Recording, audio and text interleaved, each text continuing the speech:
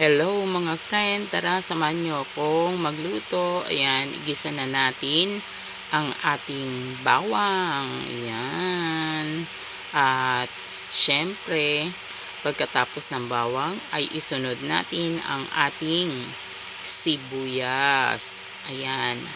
Halu-haluin natin para ito ay hindi masunog, at kapag naaamoy nyo na ang kanilang mga bango, ang kanilang aroma, ay isunod na rin ang ating mapupulang kamatis. Ayan, halu-haluin natin mga friend.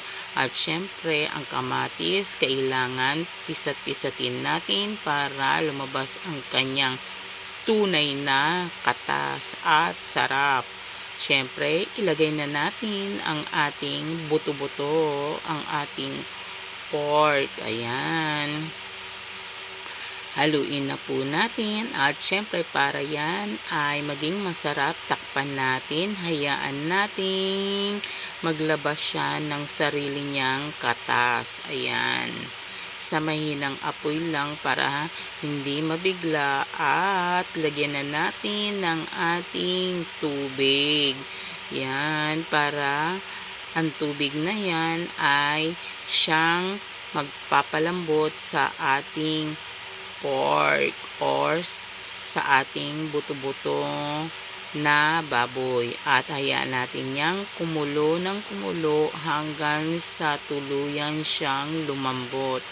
Ayan, at i-check din natin, maglagay na rin tayo ng kaunting asin para magkaroon na siya ng lasa habang kumukulo at lumalambot. Halu-haluin natin, bisitahin natin. Ayan, kung yan ay okay na. At syempre, alam nyo naman, ang paghahalo ay siya rin ang nakakapagpasarap din daw sa pagluluto. Ayan. Check na natin mga friend. Ayan, malambot na ang ating pork. Ang ating mga buto-buto. Ayan. Hayaan pa natin ng ilang saglit. At siyempre, ilagay na natin ang ating okra. Yan. Ay, nako, paborito ko ang okra. At siyempre, ang talong.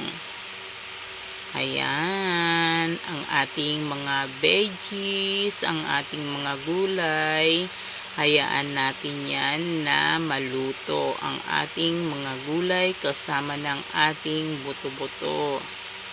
Masarap kaya kasing humigop ng sabaw, kaya heto ang aking niluto ngayon mga friend.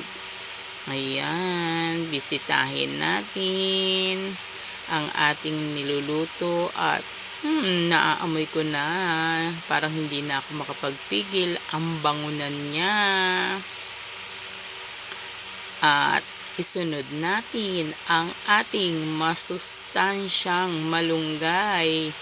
Mayaman sa malunggay tayo ngayon mga friend, kasi marami akong nakuhang malunggay sa ating mini garden. Ayan, masustansya ang malunggay na yan.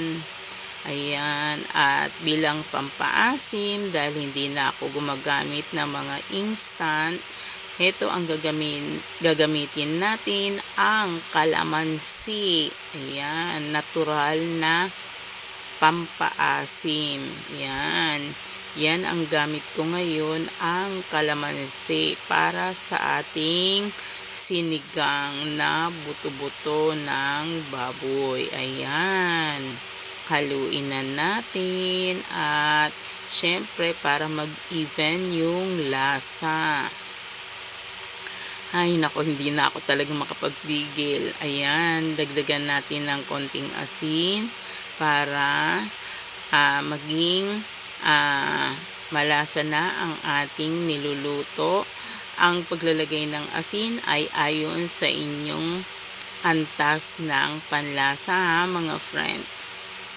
Ayan. Hindi na ako makapagpigil at yan, wow, masarap na, okay na ang ating ulam for the day. Sinigang sa kalamansi na buto-buto ng baboy. Yan, tara, let's eat mga friend.